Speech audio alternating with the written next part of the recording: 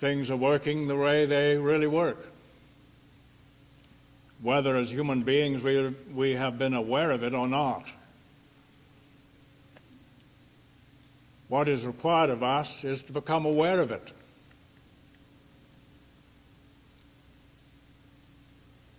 And consequently to participate in an effective way with what is consequently allowed to take form.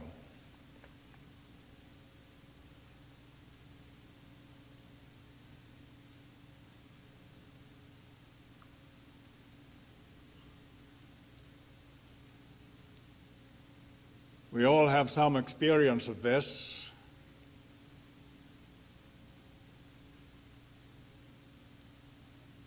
According to the extent of our own purity of heart.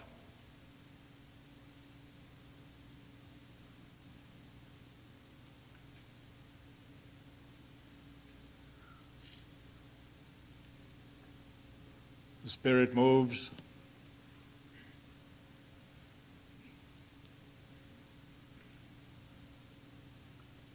That movement determines what shall be.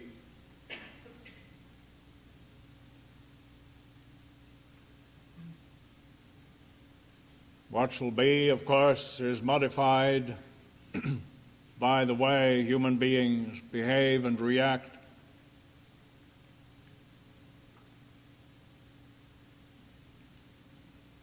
But such behavior and reaction are consequent upon the movement of spirit.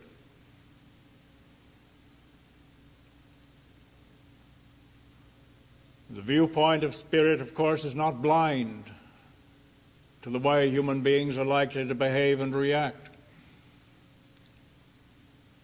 So it's all taken into account.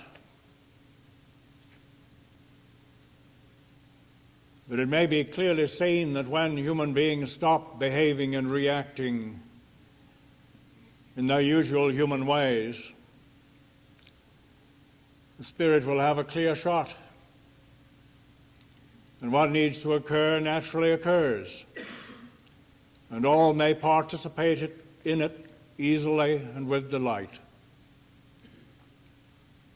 We ourselves presumably are in position to allow this to become known on earth in our own experience. There are others in other places, likewise, who are letting this occur,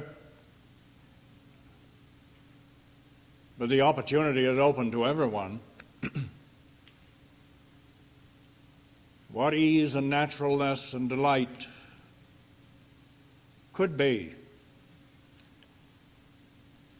in the experience of all people on the face of the earth.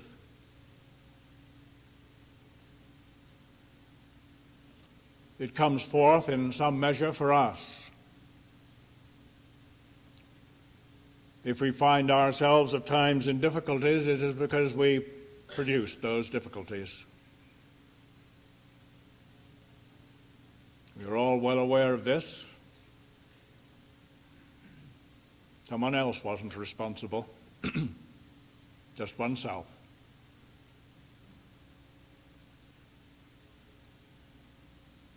So we have the opportunity of coming into line with the way things really are and the way things really work.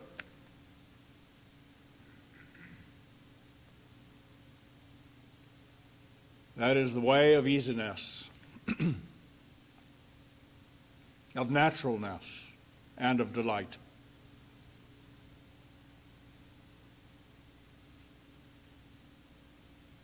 But the moment we try to make things work the way we humanly think they should, we're in trouble. And we begin to proliferate our difficulties and our so-called problems, all self-produced.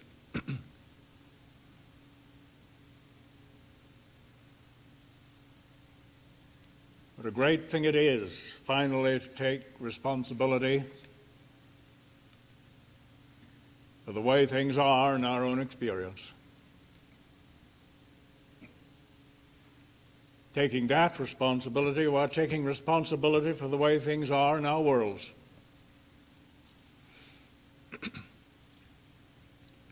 But it takes a real man or a woman to do it.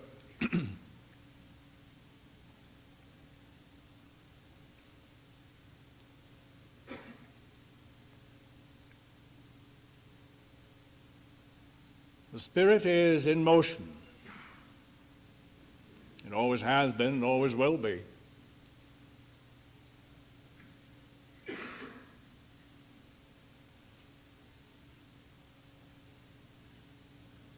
That motion we have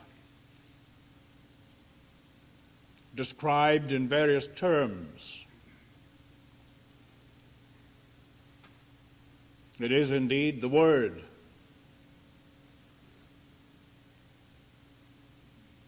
Obviously, to know what the Word is in the moment, it is necessary to hear it.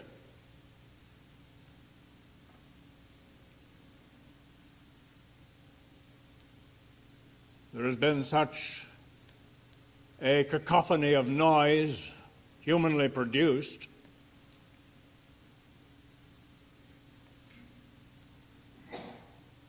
that the Word has not been heard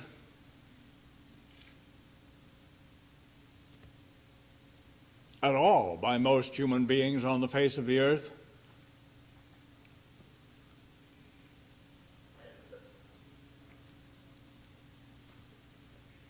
You know, we hear what we listen for.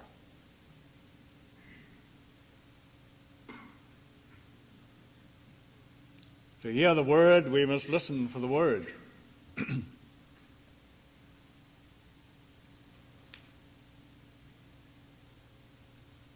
This ability to listen is important.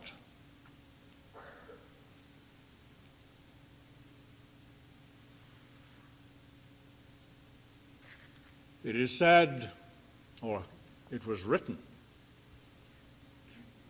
out of the abundance of the heart, the mouth speaketh.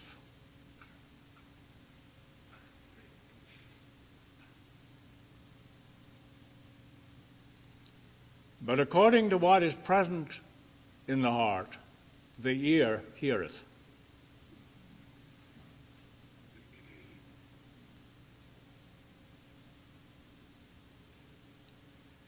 There has been the idea sometimes that there's been a good deal of repetition in what I have said, for instance.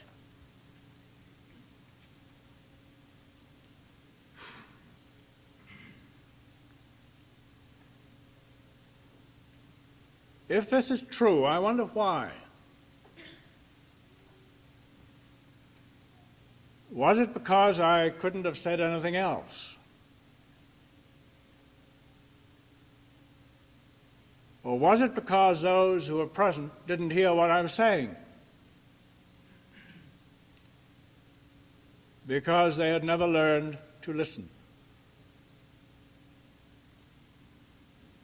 Obviously, in the world as we know it, scarcely anyone ever listens to anyone else.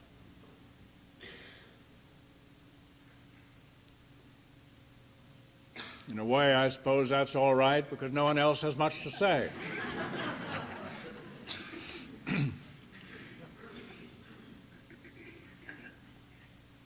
But usually it is a matter of putting up with what other people are saying, waiting for a chance to say what you have to say. So on that basis, no one ever listens to anyone else. Presumably over the years we've been learning to listen in some measure.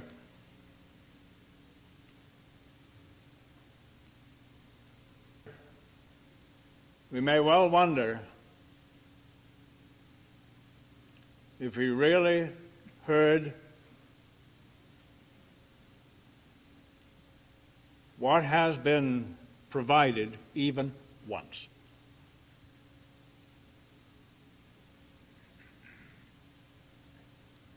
Because according to what is in the heart, our ears have heard.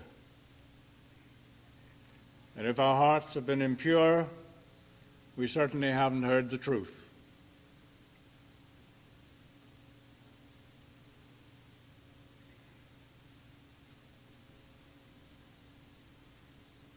We impose upon the Word what is present in our own hearts.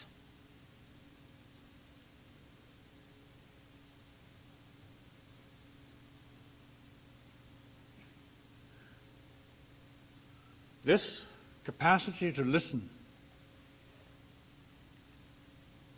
is dependent upon our hearts and the state of them. If it is to be pure listening, we must have pure hearts. Yes, this capacity does refine if we are willing to let it.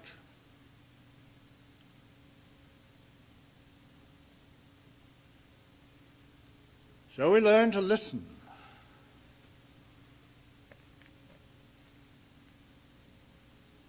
The listening is of a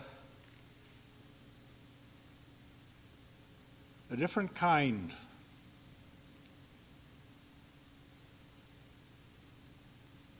It is not merely hearing sounds in the ordinary way.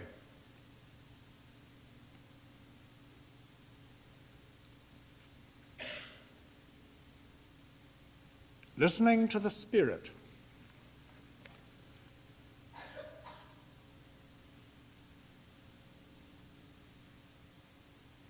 Listening to that first.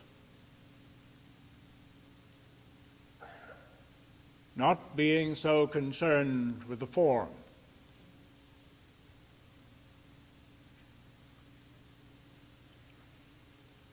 Very often those of rather simple understanding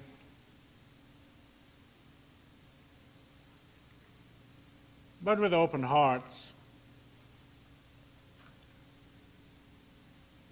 hear the soundless sound of the Spirit with greater clarity than those with complicated intellects.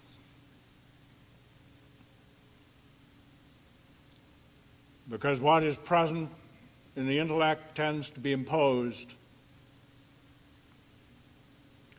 upon what may be faintly sensed of the Spirit.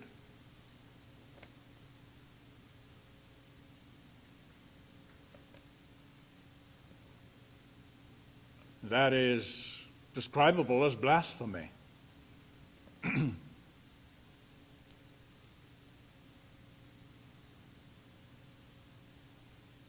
vast majority of people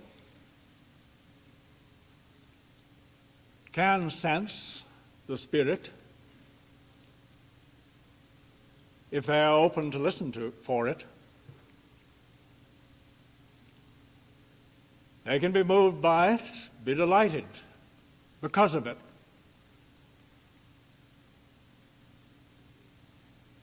Without necessarily understanding or giving form to what it is that the Spirit may be conveying in the moment.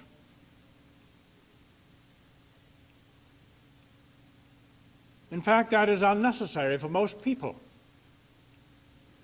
If they are willing to move with the Spirit of God, because they listen for it.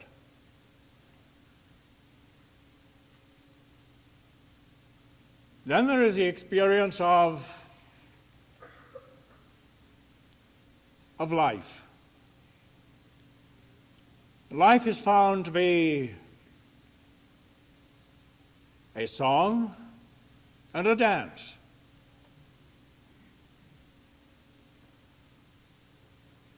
One can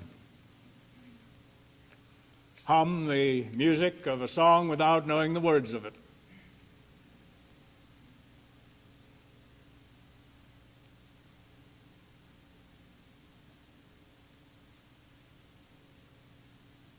One can dance without specifically being instructed as to where one should put one's feet.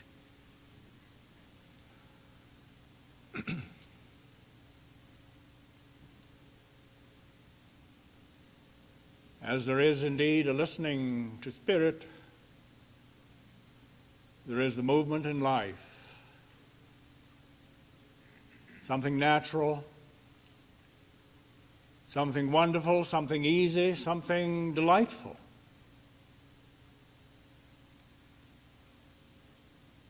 Something which is experienced and doesn't have to be explained.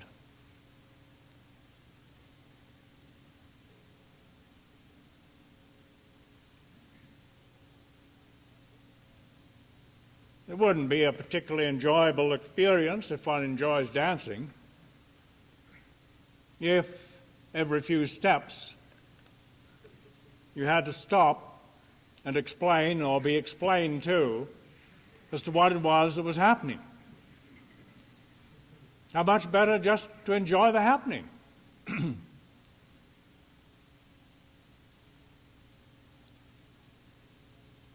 And for the vast majority of people on the face of the earth, this is all that is necessary.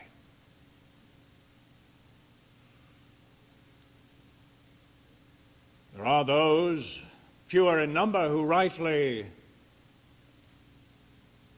have a specific conscious awareness emerging out of the mists of human concept, so that they may give particular focus to the movement of life. The movement of life in form on earth. If we have awakened somewhat in this way, then we have a particular responsibility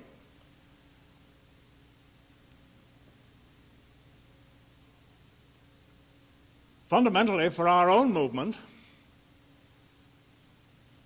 and then for that which relates to the movement of the whole.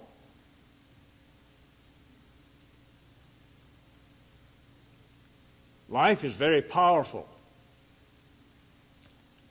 And once there is a conscious focus of life on earth, then it increasingly has opportunity to move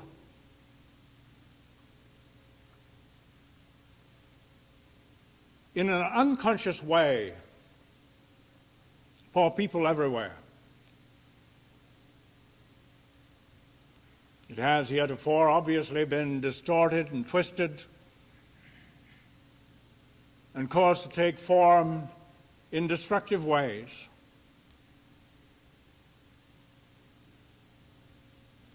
But finally, as there are those who appear on earth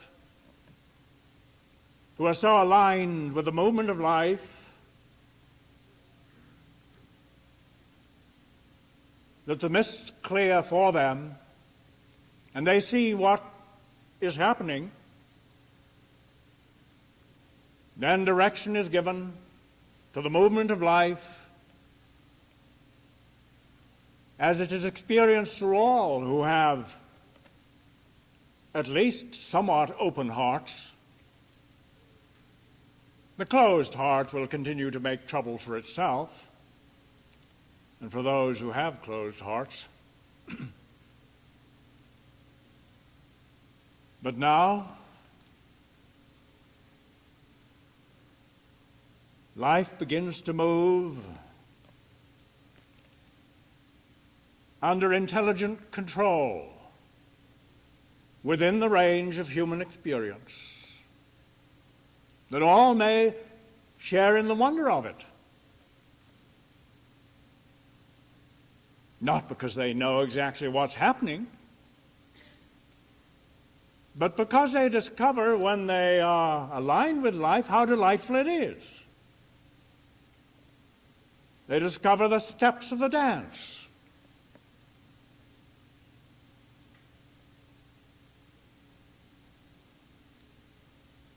They begin to hear the music of the dance.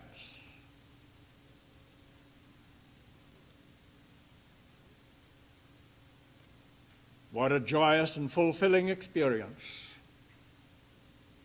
Most people don't really want to know the ins and outs of it, just have the experience.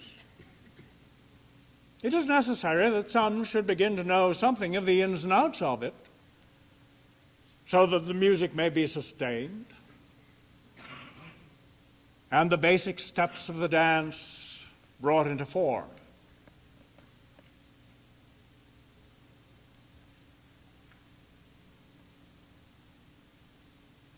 Human beings have been so earnest and determined to push their own views of things, usually with the best of intentions,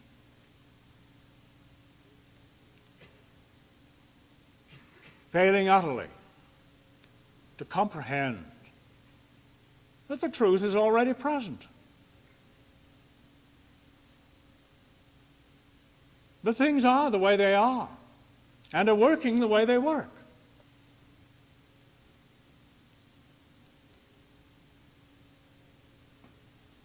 As there are those present on earth who begin to be in position to discern what it is that's coming out of the mists in this regard, then there may be alignment with the way things work and what it is that is actually happening, instead of trying to impose human determinations upon the truth, thereby bringing untold tribulation into the world. For this is exactly what has been being done for centuries, millennia.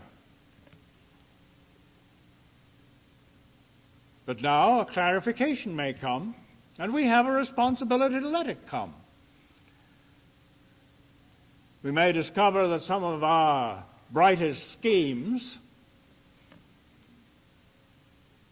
are of no value whatsoever. Is that going to be a shattering experience? Or is it going to be a delightful one? It is a delightful one if we discover what is really happening. Then we don't need our brightest schemes anymore.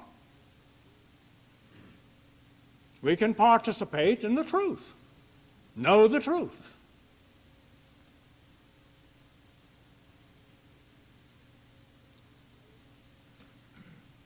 But it requires that we listen.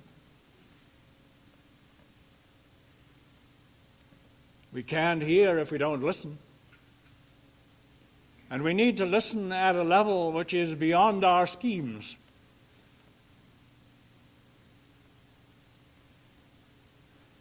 If we have axes to grind, all we will hear is grinding axes. And that will utterly blot out what is there to be heard of the true spirit.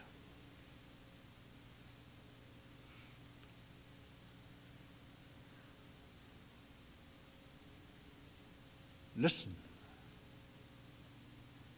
for the sound of many waters.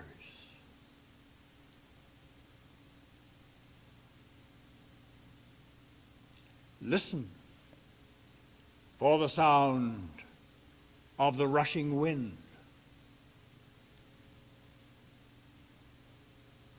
Listen for the sound of the silent earth.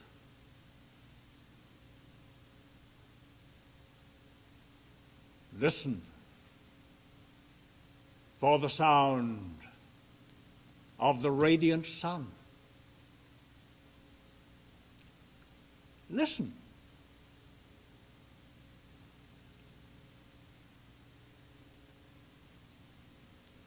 Let your ear be tuned to this sound because your heart is.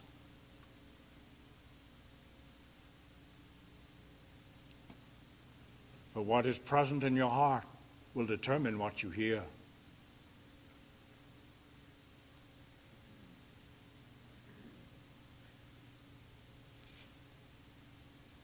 Listen for the sounds of the Spirit.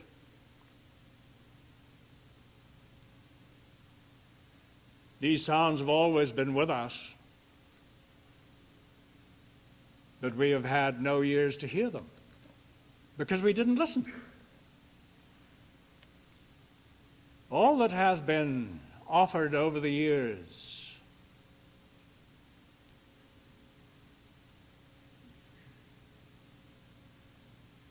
through these services, for instance, is the opportunity to learn to listen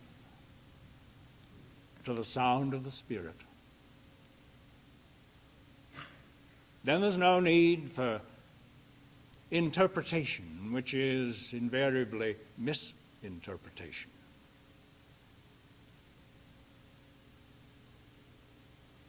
But the word is heard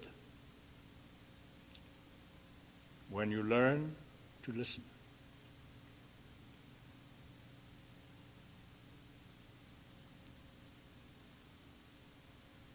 It is here present with us in this moment. It is in motion in this moment.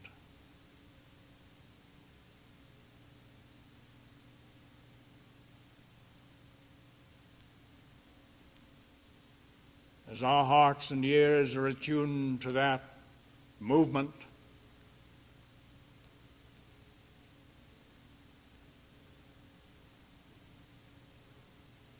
then the rich substance of Spirit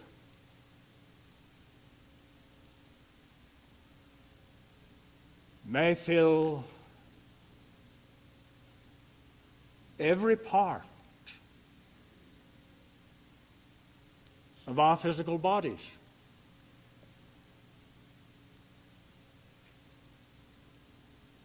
It may flow forth through every part. Perhaps particularly through our arms, our hands, our fingers. But it floods through the flesh of our bodies.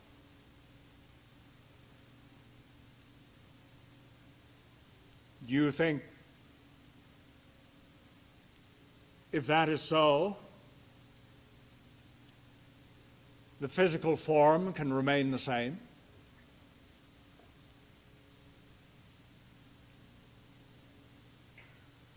Would this not bring the reality of healing? Or do you think you're going to be healed by eating the right food?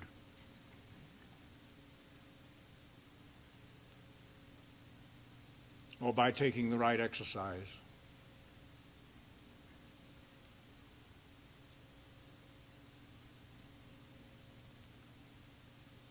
The Spirit, the reality of life, pours forth when allowed to do so.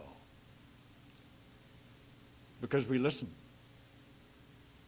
and consequently hear. And so find natural attunement with the movement of Spirit.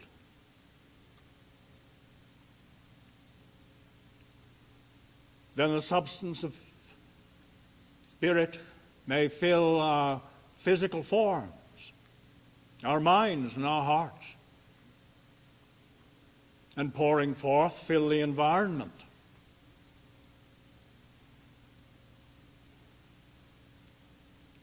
So that the fire of God may fall from heaven.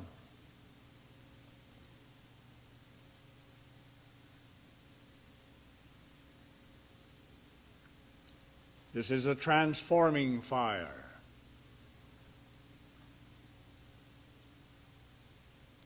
But how can it work?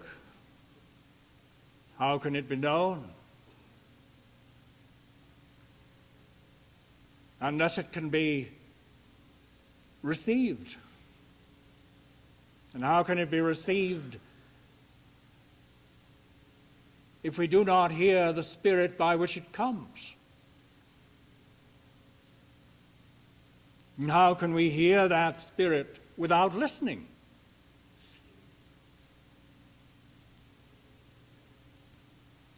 What is it we listen to?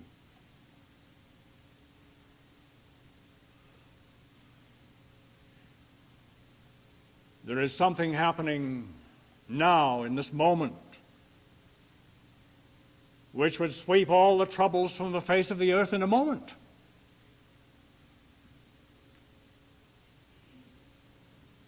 If there were those present who would let it happen.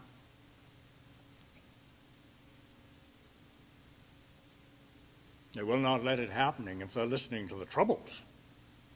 All that happens then is an increase of trouble. But listen to the Spirit. Listen to the Word.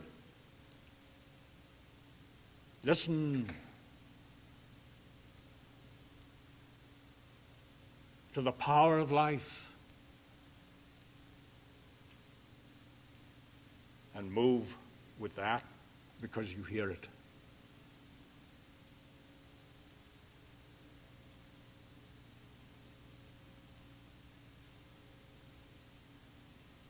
When you do, then you comprehend. You see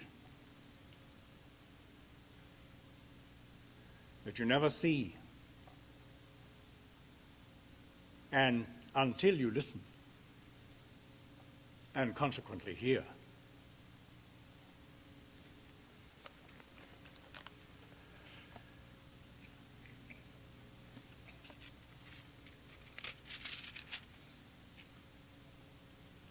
Here are the words of Job.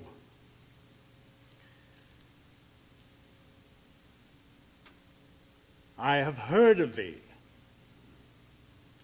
by the hearing of the ear. That is indeed a first necessity. In actual fact, a lot of people have heard about the truth, have heard about God, without ever having heard the Spirit or heard the Word. One must listen to hear the Word. And when the Word is heard, but now mine eye seeth thee.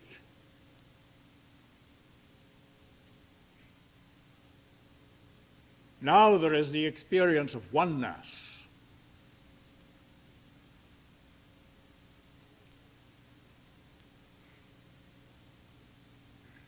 The experience of oneness with God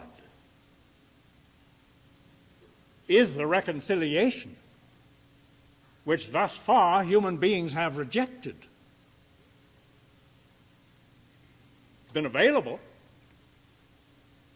for anyone and everyone.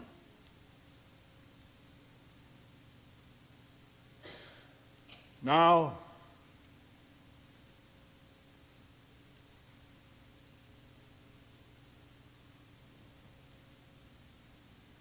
there begin to be those on the face of the earth who stop fooling themselves because they begin to know the truth, but only to the extent that they have learned to listen, to hear what is actually happening, what is really on the move. When that is heard with the hearing of the ears that has been put, then immediately this begins to be seen, understood, comprehended, because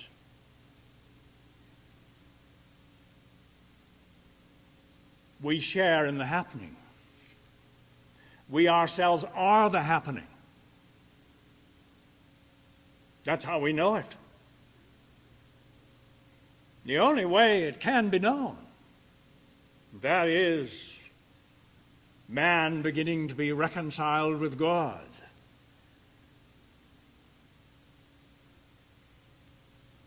But the experience itself is that of oneness, no separation between God and man. The reality in one's own experience. So indeed, let us listen.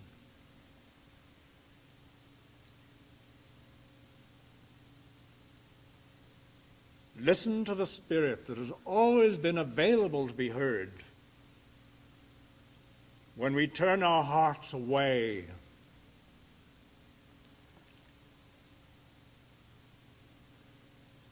from the humanly produced noise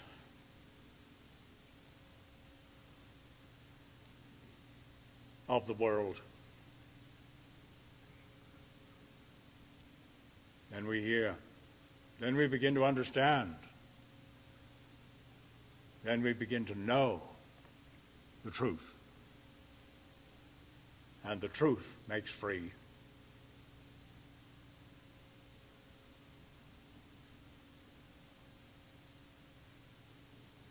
Lord God of creation, holy